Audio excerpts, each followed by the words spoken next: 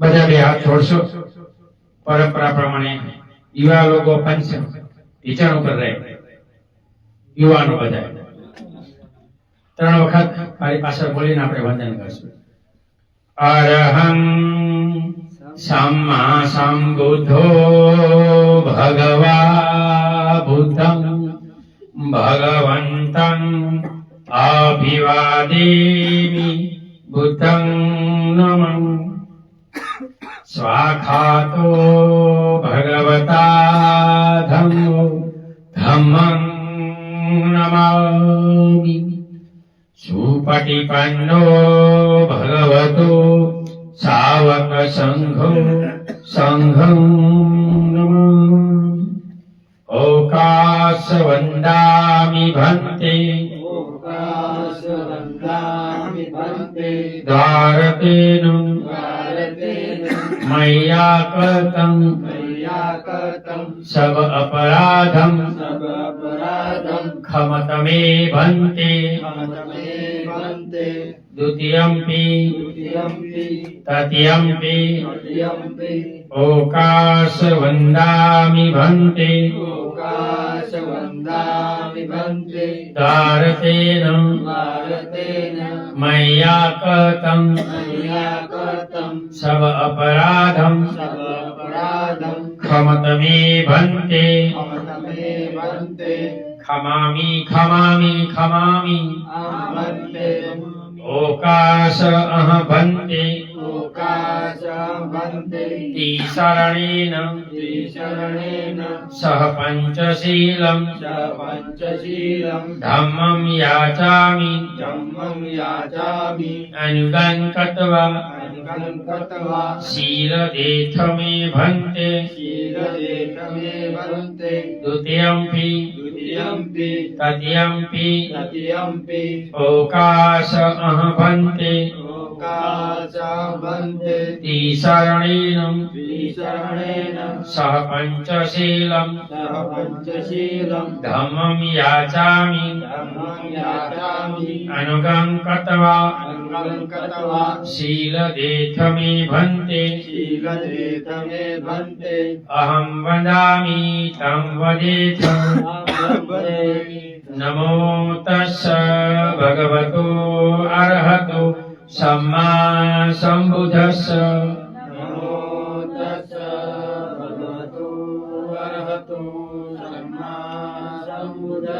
બીજી વાર.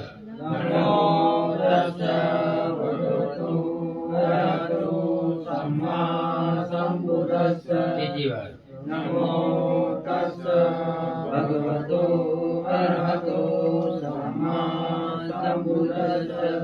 बुद्धं शरणं गच्छामि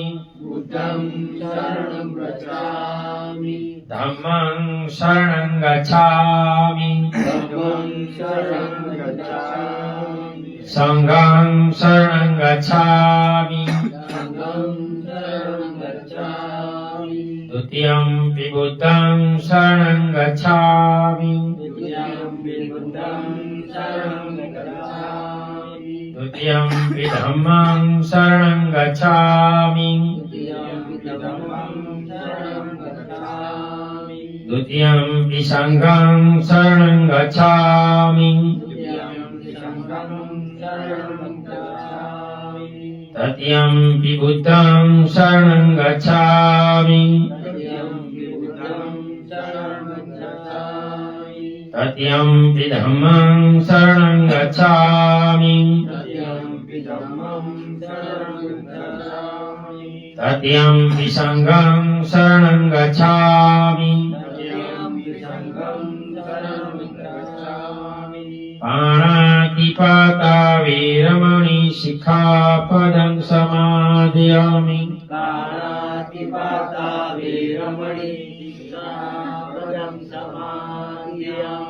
अरिन्नदान वीरमणि शिखापदं समादयामि.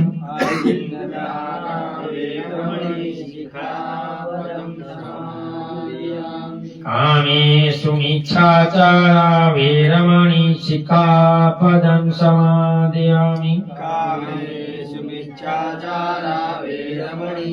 सिक्खापदं समादयामि मुसावादा वीरमणि सिक्खापदं समादयामि मुसावादा वीरमणि सिक्खापदं समादयामि सुरामेरय मज्जपमादठान् वीरमणि सिक्खापदं समादयामि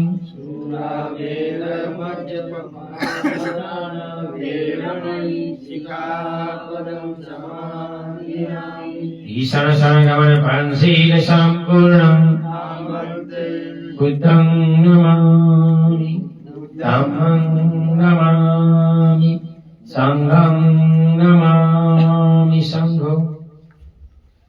आज पौष पूर्णिमा है, आज 3 जनवरी भी है। आज सावित्री ज्योति बा फुले का जन्मदिन है, तो आज हम पूजा लेते हैं। सबको बुक खोलना है और मेरे साथ पढ़ना है। ओके, बोलना है। वाणगंध गुणोपेतं एतं कुसुम संतति पूजयामि मुनिदास श्रीपादसरोरुहे पूजेमि बुद्धं कुसुमेन नेनं पूयेन मे तेन लभामि मोक्षं सुखं मिलायति यथा हितं मे कायो तथा याति विनाशभावम् कर्णसंभारपदीतेन दीपेन तमधंसिना तिलोकदीपं सम्बुद्धं पूजयामि तमोनुदन् सुगन्धिकाय वदनम् अनन्तगुणगन्धिनं सुगन्धिना गन्धेन पूजयामि तथागतं बुद्धं धम्मं च संघं सुगततनुभवा दातवो धातुगभे लङ्काय जम्बुदीपे तिदशपुरवरे नागलोके चतुर्भे सबे बुधस्य बिम्बे सकलदशदिशे देशलोमादिधातु वन्दे सबे विबुद्धं दशबलतनुजनं बोधिचेतियं नमामि वन्दामि चेतियं सर्वं सर्वखामि सुपठितं शारीरिकधातु महाबोधि बुद्धरूपं सकलं सदा बोधि पूजा यशमूले निषिन्नो सबारी विजयम् अका पत्रो सर्वयुतं सत्ता वन्दे तं बोधिपादपम् इमे हेते महाबोधि लोकनाथेन पूजिता अहं पिते नमस्सामि बोधिराजा नमस्तुते बोधिराजा नमस्तुते बोधिराजा। तीर्थ वंदन पेज नंबर 5। इति पीशो भगवा अरहं सम्मा सम्बुद्धो विद्याचरण संपन्नो सुगतो लोकविदु अनुत्तरो पुरुषधर्म सारथि सत्तादेव मनुष्यान् बुद्धो भगवाति भूतं यावज्जीवितं शरणं गच्छामि। ये च बुद्धातीता च ये च बुद्धा अनागता पच्युपन्ना च ये बुद्धा अहं वन्दामि सर्वदा। नास्ति मे शरणम् अयं बुद्धो मे शरणं वरम्। एतेन सच्चवचेन होतु मे जयमङ्गलम्। उत्तमङ्गेन वन्देऽहं पादपशुवरूतमम्। बुद्धेयो खलितो दोषो बुद्धो खमतु तं मे। स्वाखातो भगवता धम्मो दीठिको अकालिको एहि वसिको औपनायिको पच्यतं वेदितको युतोहि। धर्मं यावज्जीवितं शरणं गच्छामि। ये च धम्मा अतीता च ये च धम्मा अनागता पच्युपन्ना च ये धम्मा अहं वन्दामि सर्वदा। नास्ति मे शरणम् अयं धम्मो मे शरणं वरम्। एतेन सच्चवचेन होतु मे जयमङ्गलम्। उत्तमङ्गेन वन्देऽहं धम्मं च द्विधं वरम्। धम्मेयो खलितो दोषो धम्मो खमतु तं मे। संगत सुपटिपन्नो भगवतो सावक संघो। गुरुपटिपन्नो भगवतो सावक संघो। न्यायपटिपन्नो भगवतो सावक संघो।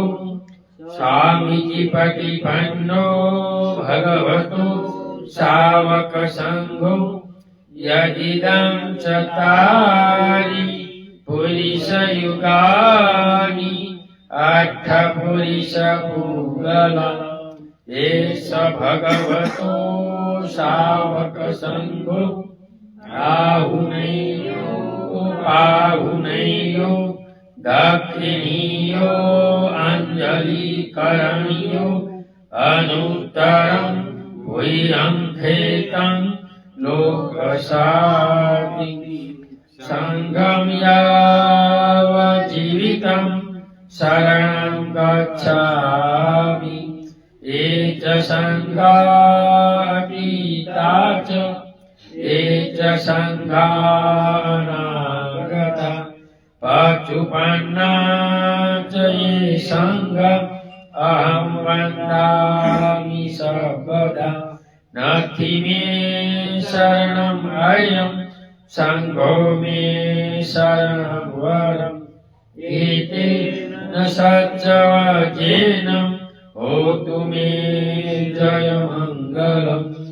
उत्तमङ्गेन वन्देऽहं संघं च द्विविधोत्तमम्। संघेयो खलितो दोषो संघो खमतु तं मे। साधु साधु साधु। 3 बार वंदन करो। बुद्धं नमामि धम्मं नमामि संघं नमामि। आज पौष पूर्णिमा है। हेमंत ऋतु का ये 10वां अश्विन उपासकों के लिए है और भिक्षु के लिए 5वां। भिक्षु को एक ऋतु में 6 उपासक आता है और उपासक उपासिकाओं को 16 आता है। तो आज के दिन महापुरुष ने सावित्री क्रांति ज्योति फुले का भी जन्म दिया, जो पूना में हुए और वो प्रथम शिक्षिका है। हम लोग गायत्री को शिक्षा की देवी समझते हैं, मगर शिक्षा की देवी सावित्री है, गायत्री नहीं। जिसने पूना में इनके पति ज्योतिबा फुले ने प्रथम स्कूल खोला। फातिमा शेख और सावित्री फुले दोनों ने बहुजनों को पढ़ाया। अंग्रेजों का इतिहास कहता है 1717 में शूद्रों को भी संपत्ति का अधिकार दिया। हम तो अति शूद्र है, अस्पृश्य है वो अति शूद्र है। तो तभी ज्योतिबा ने, जो माली समाज, वहां शेड्यूल कास्ट में आता है माली समाज, किस में आता है? Schedule caste. तो ये गुजरात में ओबीसी में आता है माली समाज।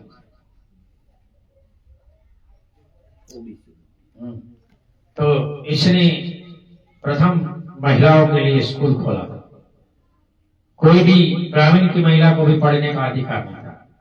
मनुस्मृति कहती है महिलाओं के लिए शुद्ध स्त्री नारी ताड़न के अधिकार है। छोटी है तो पिता गुलाम करे, शादी के बाद पति गुलाम करे, और बूढ़ी हो तो बच्चे गुलाम करे। अभी 25 दिसंबर गया तो मनुस्मृति इस दिन बाबा साहब ने चलाई। तो उस समय में महिलाओं को शिक्षा की क्रांति की। वो पढ़ाने जाती थी तो एक साड़ी अक्षर लेकर जाती थी, क्योंकि मनुवादी लोग इनको मिलते थे तो इसको गोबर से इनका कपड़ा बिगाड़ते थे। तो वहां जाकर वो मुंह हाथ धोकर दूसरी साड़ी पहनती थी। मनुवादियों ने दोनों को घर से बाहर निकाल के पिता को कहा, और उस वक्त 2 प्रकार के खेडूत आते थे, एक खेती करने और एक बागायती खेती करने और एक फूल की खेती करने। तो ये फूल की खेती करने वाले, इनको फूल के बड़े बड़े बगीचे थे इनके पिताजी को। तो तभी ऐसी महान स्त्री ने शूद्रों को पढ़ाया। तो हम आज इनका अभिवादन करते हैं कि अगर ऐसी महिला इस देश में नहीं होती तो महिलाओं को पढ़ने का अधिकार नहीं मिलता।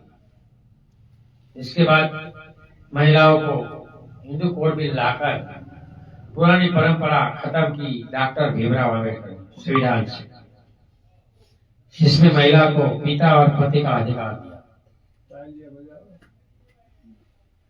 तो आज हम इतना ही बोलते हैं क्योंकि हम धर्म का बोलना है, धर्म के बारे में बोलेंगे। तो ये सावित्री बाई का जन्म दिवस था, तो इसलिए हम आज 2 शब्द कहे, क्योंकि दुनिया में ऐसी महिलाओं का इतिहास रहता है।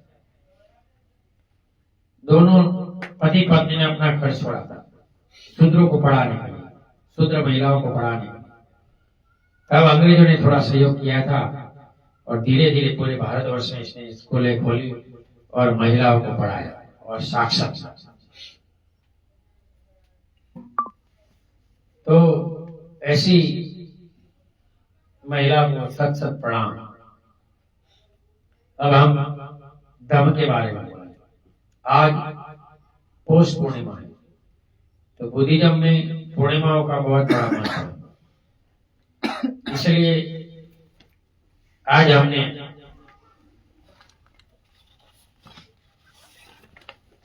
बुध उपोषण कैलेंडर छपाया। अमावस्या, पूर्णिमा और अष्टमी कब आती है, और इनकी प्राइस 20 रुपया रखी है। किसी को लेना है तो यहाँ से मिलेगा, पूरे भारत में मिलेगा, क्योंकि बुद्धिज्म में उपोषण का बड़ा महत्व है। ये उपोषण करेंगे 1 साल में 50, तो आपकी काया से वात पित्त कफ की 150 प्रकार की बीमारी दूर होगी, काया निरोगी होगी। और मन के लिए इस दिन जो शिकारवासुर की जो उपोषद कथा बनाई है वो पढ़ना है। वो पढ़ने से तुम्हारे चित्त में बदलाव होगा। तो इसको डॉक्टर भीमराव आंबेडकर ने बुद्ध एंड धम्मा में पवित्रता का मार्ग बताया कि दुख मुक्ति का भगवान ने कहा संसार में दुख है, दुख का कारण है, दुख का मार्ग है और दुख का उपाय है। तो दुख का उपाय 3 उपाय है, सद्गुण का मार्ग, सदाचार मार्ग और पवित्रता का मार्ग। तो सद्गुण का जो मार्ग है वो 10 पारमिता है, दानशील, निष्क्रिय, प्रज्ञा, शांति, सत्य, मैत्री, अधिष्ठान और उपेक्षा, ये 10 पारमिता है जो बोधिसत्व डॉक्टर भीमराव आंबेडकर ने पार की। जो सद्गुण महापुरुष थे। दूसरा मार्ग है सदाचार का, जो अष्टांग मार्ग है, सम्यक दृष्टि, सम्यक संकल्प, सम्यक वाचा, सम्यक कर्म, सम्यक स्मृति, सम्यक समाधि, सम्यक व्यायाम, सम्यक स्मृति और सम्यक समाधि। जो ये ध्यान का मार्ग है और एक है पवित्रता का मार्ग जो उपोषद मार्ग है। तो बुद्धिज्म में हेमंत ऋतु का 16, ग्रीष्म ऋतु यानी गर्म ऋतु का 16 और वर्षा ऋतु का 16, ऐसा 80 उपोषद आता है। इनका आचरण करने से व्यक्ति पवित्र होता है। इसलिए बाबा साहब बुद्ध एंड धम्मा में कहता है पवित्रता धार्मिक होनी चाहिए और व्यापक होनी चाहिए। इसलिए डॉक्टर भीमराव आंबेडकर धम्म के भाषण में कहते हैं मैंने अपने समाज को जातिवाद के उच्च नीचता के जो दुख है, विषमता का जो दुख है, इनकी मुक्ति के लिए बुद्धिज्म दिया है। लेकिन हम जाति से मुक्ति के लिए बुद्धिज्म लेते हैं। जाति से मुक्ति के जो दुख है इनके लिए नहीं लेते। अगर वो दुख से मुक्त होना है तो आपको उस उपोषद मार्ग का आचरण करना चाहिए। जो 80 उपोषद आता है इसमें 8 से सुबह 6:30 से पहले धारण करना होता है कि आज के दिन हिंसा नहीं करूंगा, चोरी नहीं करूंगा, व्यभिचार नहीं करूंगा, झूठ नहीं बोलूंगा, निर्व्यसनी व्यसन छोड़ना है, जमीन पर सोना है, 12:30 पहले भोजन लेना है और एक दिन मौज शोक का त्याग करना है। सनातन धर्म में इसके सामने उपवास आता है, शाम तक भूखा रहना, वहां बनना ठनना है और वो सिर्फ महिलाओं के लिए। उपवास सिर्फ महिलाओं के लिए, पुरुषों के लिए नहीं। छोटी बच्चियां होती है तो इनको अपनी माँ बोलती हो शिव का उपवास है तुझे अच्छा पति मिलेगा, पति के लंबे आयुष्य के लिए तो उपवास है, बच्चों के लिए रेड फ्राइडे होता है ना, ये सब महिलाओं के लिए, पुरुषों के लिए कुछ नहीं। तो बुद्धिज्म में ये दोनों के लिए, महिला और पुरुष दोनों। वहां उपवास रहने से ईश्वर देवी देवता खुश रहते हैं, तुम्हें खुशी करते हैं, ऐसी मान्यता है। तो ये उपोषण यानी एक बार भोजन लेते मध्याह्न। तो बुद्धिज्म मनोविज्ञान कहता है कि मध्याह्न में आप भोजन लेते तो 90% हजम होता है, 10% मल होता है और इनके शरीर के कोष बनते हैं। शाम को आप भोजन लेते 90% मल होता है, 10% हजम होता है और इनके धातु बनता है। तो इसलिए ब्रह्मचर्य का पालन करना है, इसलिए शाम को नहीं भोजन लेना है। और भिक्षु को कायमी ब्रह्मचारी है, इसलिए शाम को भोजन नहीं लेना। इसलिए भिक्षु को शाम को भोजन देना दोष है। बहुत से लोग लेते हैं लेकिन गलत है। अगर देना है कोई जूस या थोड़ा फलाहार दे सकते हैं, ये भी थोड़ा ज्यादा नहीं। और उपोषद में गर्भिणी स्त्री, दूध पीता बच्चा, बीमारी, 13 साल से कम उम्र और 17 साल से ज्यादा उम्र वाले थोड़ा फलाहार ले सकते। बाकी नींबू पानी और जूस पीना चाहिए। इसलिए 1 लीटर पानी में 1 नींबू डाल दो, थोड़ा नमक डाल दो, 2 चम्मच चीनी डाल दो और पूरे दिन पियो, पूरा शरीर आपका साफ हो जाएगा। साल में 48 उपोषद करने से तुम्हारे शरीर से वात पित्त कफ की 150 प्रकार की बीमारी दूर होती है।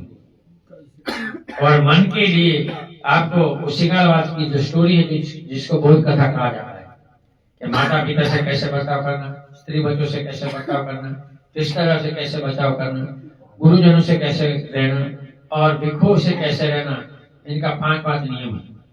और उस दिन खेल तमाशा न करना, शराब न पीना, आलस न करना, जुआ न खेलना, पापी मित्रों की संगति न करने का 6 दोष बताए। 4 प्रकार के लोगों से कैसे जीना, 4 प्रकार से दूर होना, इनका 4 दोष दिखाया। ये अंगुत्तर निकाय में 2 नंबर के ग्रंथ भगवान ने बताया है। कोई भी स्त्री या पुरुष 10 साल तक पूर्णिमा अमावस्या करता है और वो उपोषद पढ़ता है, वो शील, तो इनका चित्त खुल जाता है, अपने तीर्थ से 3 भजन टूटता जाए, सत्कार जैसी विकासशील ब्राह्मण, और इनकी वजह से वो प्रबुद्ध हो जाता है। यानी इनको जो जन्म मन का जो महासमुद्र का जो चक्र है, कहाँ से आया और कहाँ जाना है, अपनी मृत्यु art of living and doing का इसको पता हो जाता है। तो इसको अतः दीपो भव कहा है कि तुम अपना खुद का दीपक बनो। दीप यानी जो समुद्र में पानी का दीप होता है, वो डूब जाता है फिर भी बाहर निकलता है, ऐसे खड़ा रहता है। ऐसे संसार जो समुद्र रूपी जन्म मन का संसार में दृढ़ता से जीवन जीना है और अच्छी तरह इसमें दृढ़ता से जीना है, तो ये उपोषण करना चाहिए। इससे 12 पूरे वर्ष वार्षिक कप के 150 प्रकार की बीमारी दूर होती है। 3 साल तक कोई स्त्री या पुरुष करते हैं तो भद्दा शरीर है तो मापसर हो जाता है, पतला है तो भी हो जाता है, भोजन का डाइट है। लेकिन इसमें जो हेमंत ऋतु होती है, इसमें सुबह में भोजन नहीं लेना और कच्चा खाना होता है। ये करने से पूरा जीवन अच्छा हो जाता है। तो ये पवित्रता का जो मार्ग है, तो हर बौद्धों को ये बौद्ध उपोषण कैलेंडर अपने घर में रखना चाहिए। जो ये मनोभूकंप जब आप रखेंगे तो नहीं कर सकते तो कभी कभी भी कर सकते हैं देखने से। साल में जो संडे आता है इतना करो तो भी तुम्हारा जीवन धन्य होता है। दूसरा, इस साल में एक बार महिला और पुरुष को शाम में शिविर करना चाहिए, चिवर लेना चाहिए।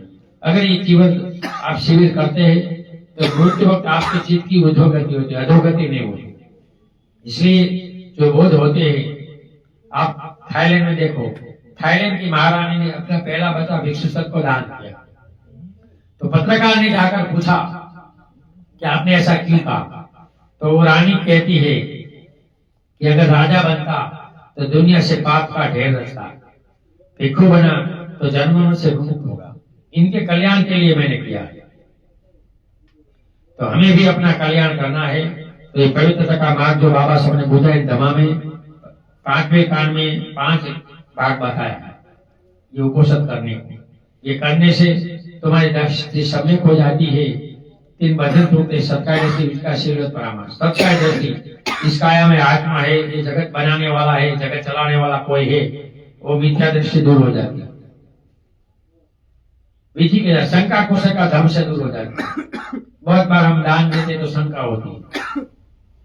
अभी मैंने कैलेंडर बनाया तो बहुत लोग बोलते हैं बिजनेस ऐसा किया है, बिजनेस करना है तो मैं इसमें जायरात लगाता। एक भी जायरात नहीं है। जायरात होती ना तो नहीं होती। लोग जायरात लेते पहले और बाद में करते हैं। हम कहाँ जायरात लेते हैं? क्या हमारा धंधा है? धंधा है तो जायरात होती है, इसमें जायरात नहीं है, वो देखना चाहिए।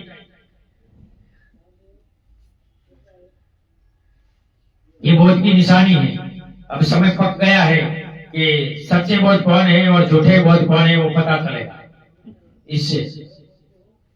क्योंकि सनातन धर्म में लोग नास्तिक, जो ईश्वर को नहीं माने तो नास्तिक कहा जाता है, और बुद्धिज्म में जो धर्म का आचरण न करे इसको नास्तिक कहा जाता है। जो उपोषण आचरण न करे वो नास्तिक है। तो इसलिए हमें कम से कम महीने में एक तो करना चाहिए। हम विदेश में गए 3 कंट्री में, तो वहां इस दिन पूर्णिमा का दिन लोग काम धंधा बंद कर देते और पूरे दिन विहार में रहते, पैसे वाले भी, और इस दिन दान धर्म करते, सत्कर्म करते। आज मैं निकला तो बहुत पुराने हिंदुओं ने, किसी ने 50, 10, 15, 50 और 150 रुपया डाला है। पूर्णिमा है, दान करना है। लेकिन हम गुजरात में देखते हैं जो बौद्ध है वो ही दान नहीं करते, लोभी हुए वो बौद्ध में आते हैं। और ऐसा सोच है समाज में कि विधि विधान में कुछ देना नहीं है, मुफ्त में कराना है। तो लोगों को मुफ्त क्या पैसा चाहिए, मुफ्त में पता है। तो 3 जो मंगल है, जो बोध है, वो अपने भिक्षु को बुलाकर, धर्मगुरु को बुलाकर करते हैं। इसमें एक पुण्य अनुमोदन है। किसी की अगर मृत्यु है तो कम से कम 4 से ज्यादा भिक्षु को बुलाकर पुण्य अनुमोदन कराना चाहिए। एक शादी से पहले जो परित्राण करते हैं, साल में एक बार परित्राण कराना चाहिए। और गभ मंगल, ये 3 मंगल है, वो भिक्षु के बिना नहीं करना चाहिए, क्योंकि तीनों मंगल भिक्षु से शुरू हुआ और बुद्ध भिक्षु थे। अपने को, लोगों को बुद्ध को मानना है लेकिन भिक्षु को नहीं मानना है। तो मतलब यही हुआ कि पिता की जरूरत नहीं, इनके पैसे की जरूरत है। तो क्या वो सही होगा देव जी भाई? नहीं होगा, गलत होगा। हाँ, तो कोई भी धर्म अपने धर्म गुरु से आगे बढ़ता है। लेकिन हम गुजरात की परिस्थिति देखते हैं कि पूरे गुजरात में 3 भिक्षु हैं। आज एक भाई ने लेख लिखा था और बताया कि इतने शील किस भिक्षु को और है। तो मैंने इसको लिखा, भाई 227 शील तो किसी को नहीं होगा क्योंकि वो संघ नहीं बना है। लेकिन तुम्हें मैं पूछता हूँ कि उपासकों को 8 शील और 10 शील का आचरण करना चाहिए, क्या तुझे पता है? तो इनको पता नहीं था और वो भिक्षु पर उंगली कर रहा है। तो यहाँ इनको मैं महाथेर उपासक कहता हूँ, महाथेर उपासक हो गए। भगवान ने अंगुत्तर निकाय में पहले नंबर ग्रंथ में कहा है कि 4 व्यक्ति की अवहेलना नहीं करनी चाहिए। एक तो राजा की, दूसरी सांप की, तीसरी सैनिक की और चौथी भिक्षु। कोई सिलवान भिक्षु की आप अवहेलना करेंगे तो कहीं जीत से बोला जाएगा तो फलेगा। सांप की अवहेलना करेगा वो काट सकता है, सैनिक की अवहेलना करेंगे तो शस्त्र उठा सकता है और राजा की अवहेलना करेंगे तो दंड मिल सकता है। मोदी राजा है, आता है तो जब मूवमेंट वाले को पुलिस पकड़ कर ले जाए। क्यों? कि जिसको डर लगता है कि तुम राजा की अवहेलना करो, होता है ना। पुलिस पकड़ के इतनी हिरासत में ले जाती, कार्यक्रम के बाद छोड़ दी। अभी बहुत संगठन इस देश में 6000 संगठन भी नहीं है, फिर भी मनुवाद का शासन आ गया 25वीं सदी में। न्याय बिकता है ना, देखते हैं ना, रेप वाले छूट जाते हैं पैसे देकर। ये बीजेपी का अमृत काल है, मोदी का। संविधान खत्म हो जाएगा ऐसे लोग बोलते हैं, लेकिन गलत बात है। संविधान वही रहेगा, अमल मनुस्मृति का होगा। समझ गए? संविधान ये कोई बदलने वाले नहीं, इनको पता है अगर संविधान बदलेंगे तो दलित लोग रोड पर आकर आ जाएंगे और झगड़ा होगा, कत्लेआम होगा। इसलिए ये नहीं करेंगे। और संविधान बदला तो मनमोहन सिंह के शासन में, जो खानगीकरण, उदारीकरण और वैश्वीकरण है। और उदारीकरण में 12,000 करोड़ रुपए उद्योगपतियों के माफ किए ना, बनिया और पटेलों को। हमारे लोग तो कोई नहीं है, हमें तो देते ही नहीं थे लोन। कब दी बताओ? शेड्यूल कास्ट में बुनकरों को भी पहले लोन नहीं देते थे, पता है? इतना रखो, आपके लोग लेकर देते नहीं है। तो ये सब बाप नहीं देते, यहाँ क्यों नहीं जाते? जाते कोई नहीं जाते। 100 बार के फ्लोट नहीं देते थे, ये परिस्थिति थी। अभी देख रहे हैं कि सरकार ने पूरा गौचर बेच दिया, फिर भी कोई बोलते नहीं। बोलते नहीं बोलते, क्योंकि हिटलर का शासन है, इसलिए। ये हमारा राजा भी हिटलर की फिलोसॉफी पर चलता है, नाजी शासन।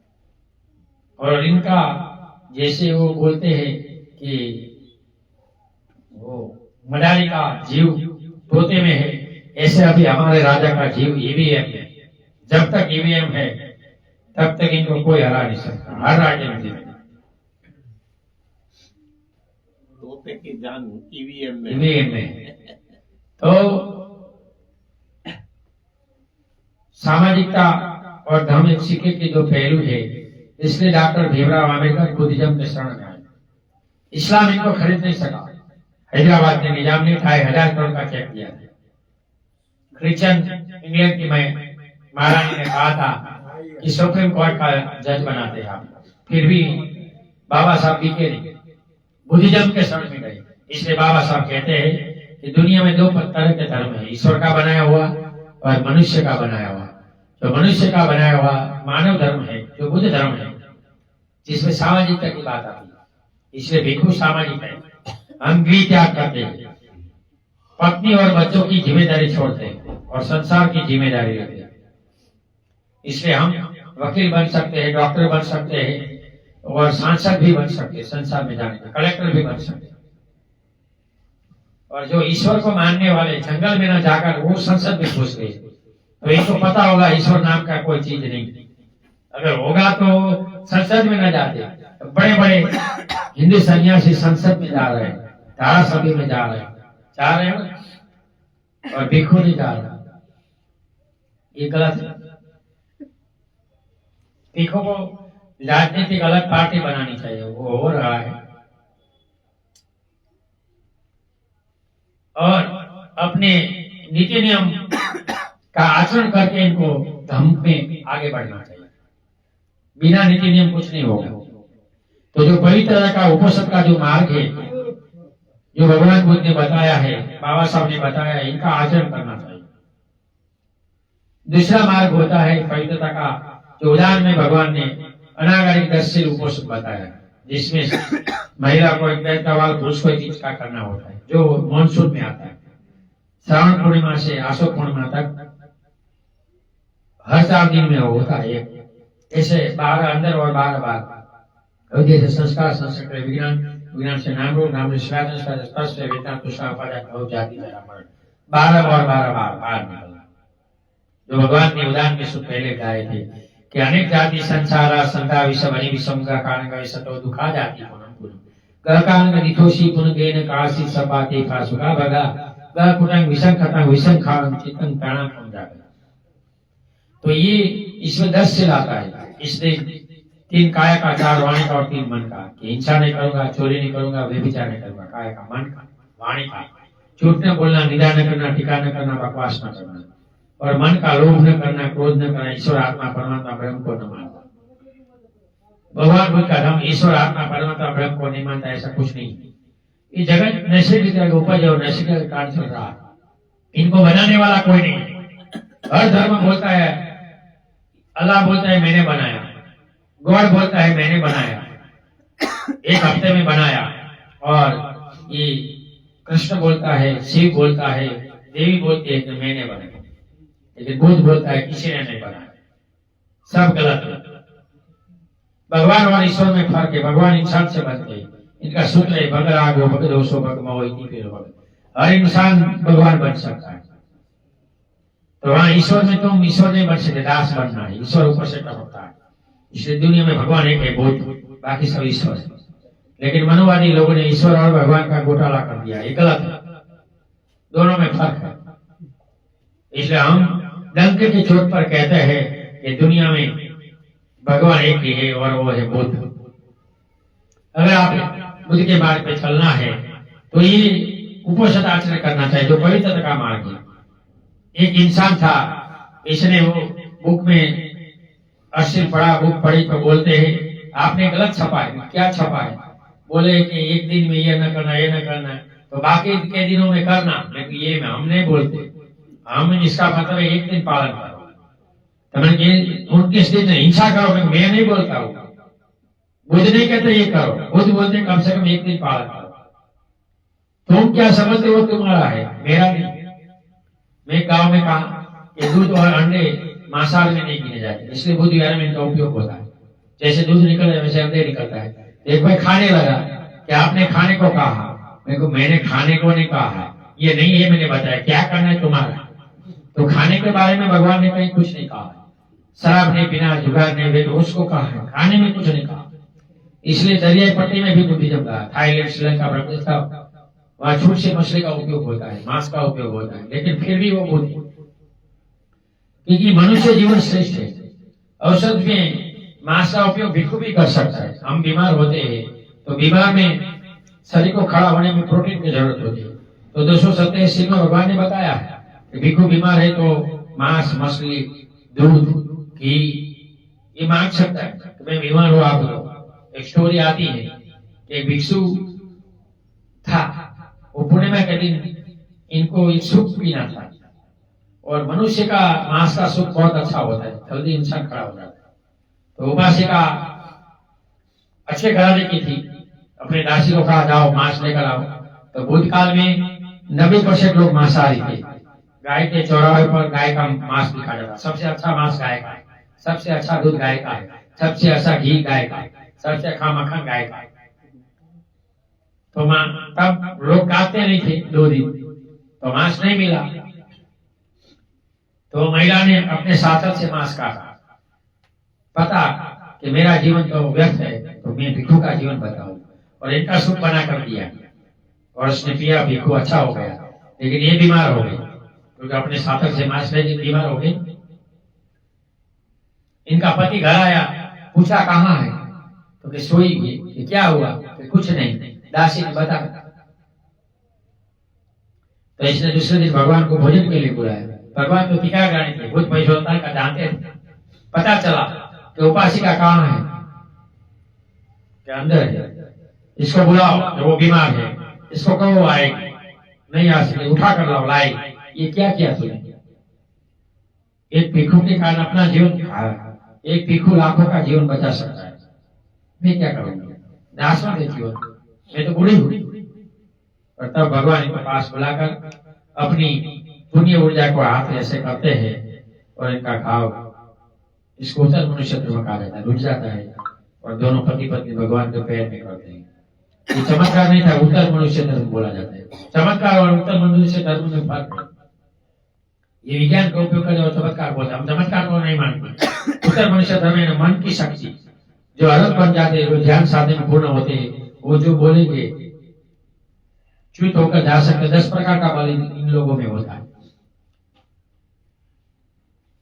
ऐसे खाई में हम फर्स्ट वंश में ऐसे मंत्री का दर्शन किया था, लेकिन हमें तो पागल जैसा दिखा। मिलते नहीं है किसी, अर्थ किसी को मिलते नहीं, अकेले रहते। अर्थ संसार में नहीं होते, वो जंगल में चले जाते। हिंसक प्राणी के जंगल होते, वहां रहते।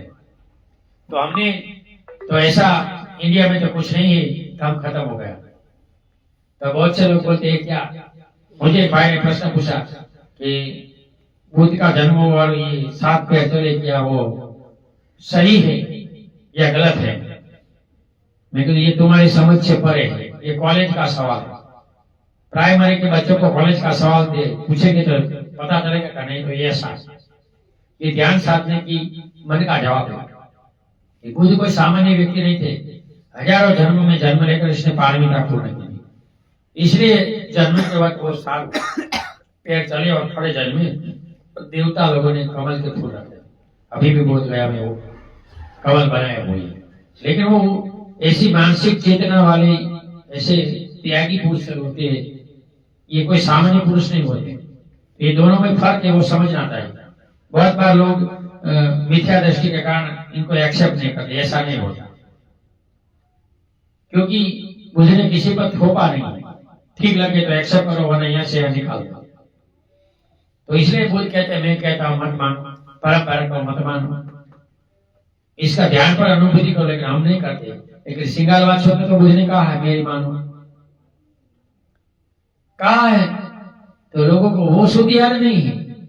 देखो जिद नेगेटिव है, मना किया वो पता है, मानने को कहा वो पता नहीं है ना। तो इसकी वजह से गुजरात में तो बुद्धिज्म खड़ा करना बहुत दूर की बात है। मैंने ओशो का स्टेटमेंट सुना था कि बाबा साहब ने शेड्यूल कास्ट को बुद्धिज्म देकर इनकी अवनति की, तब मुझे खींच चढ़ी थी। लेकिन जब मैं भिक्षु बना तो मुझे पता चला कि ओशो का स्टेटमेंट सही है। अभी हमारे लोगों में नेगेटिविटी है, कम का आचरण नहीं करना है, जीवन को पवित्र नहीं बनाना है, जीवन के मार्ग पर आगे नहीं चलना है। और हर जगह सवाल, बुद्ध ने सवाल करने को कहा, लेकिन बुद्ध ने कहाँ सवाल करने को और क्यों कहा वो पता होना चाहिए। इसलिए धर्म को पहचानना है तो 4 एंगल से पहचानना चाहिए। पहला, मूल भाषा। अगर आपको नहीं पता है तो आप ताली से कर देख लो, तो वो तो करना नहीं। दूसरा, किसको कहा, तो हर बुद्ध के सूत्र में होता है, एव में शुद्ध एक समय भगवान सावती विहरती अनाथ पिंडक जेतों ने किसको कहा, क्यों कहा, सब पता है। किसको कहा, कौन से स्थल पर कहा, क्यों कहा, इनके आधार पर अर्थकरण होना चाहिए। कहीं भी कुछ भी फिट कर देना और बोलना कि बुद्ध वचन है, गलत है। तो धम्मपद में बुद्ध वचन है, इसलिए बाबा साहब ने 300 गाथाओं बुद्धा इन धम्मा में ली। धम्मपद 300 गाथा। तो वहां सवाल होता है, बाबा साहब कहते हैं कि सांप्रत समय में धम्मपद इंसान को एक्सेप्ट नहीं कर सकता, तो इसलिए बुद्धा इन धम्मा में ये पुस्तक है। हम बहुत बोधों को बोलते हैं आपने घर में बुद्धा धम्मा है, हाँ पढ़ा है, हाँ पढ़ा, लेकिन याद नहीं है। पढ़ा ही नहीं है किसी ने, रखते लेकिन पढ़ा नहीं, दिल से पढ़ना चाहिए। हर अमावस्या पूर्णिमा में वंदना लेकर अपने घर में सब इकट्ठे हो और आधा घंटे पढ़ो, पहले साल में पूरे हो। पूर्णिमा और अमावस्या के दिन एक साथ भोजन लो करके लो, उपनिषद का आचरण करो। अगर आप आचरण नहीं करेंगे तो कुछ नहीं होगा।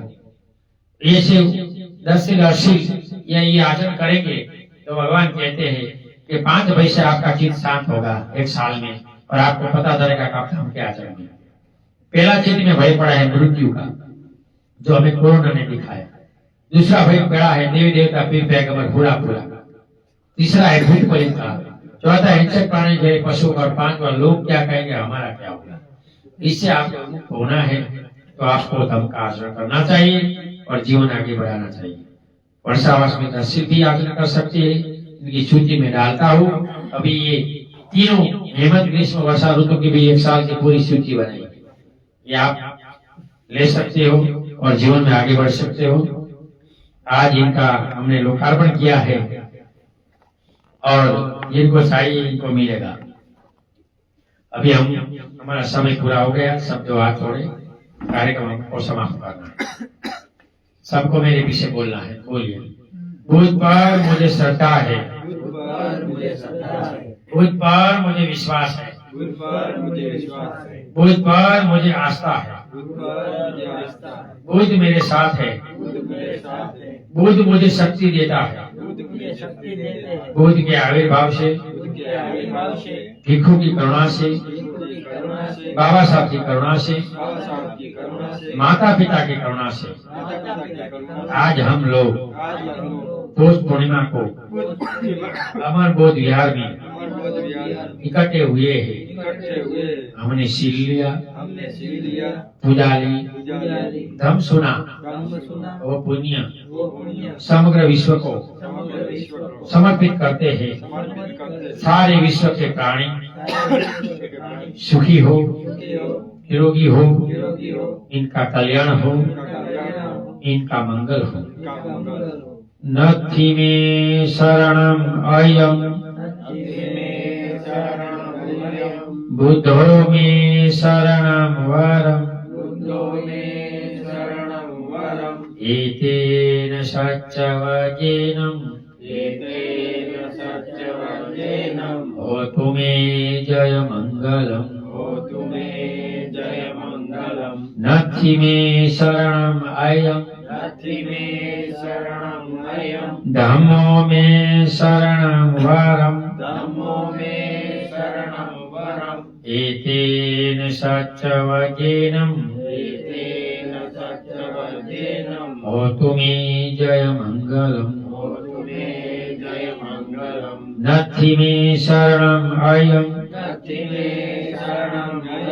संघो मे शरणम वरम, एतेन सच्चवचेनं होतु मे जय मंगलम।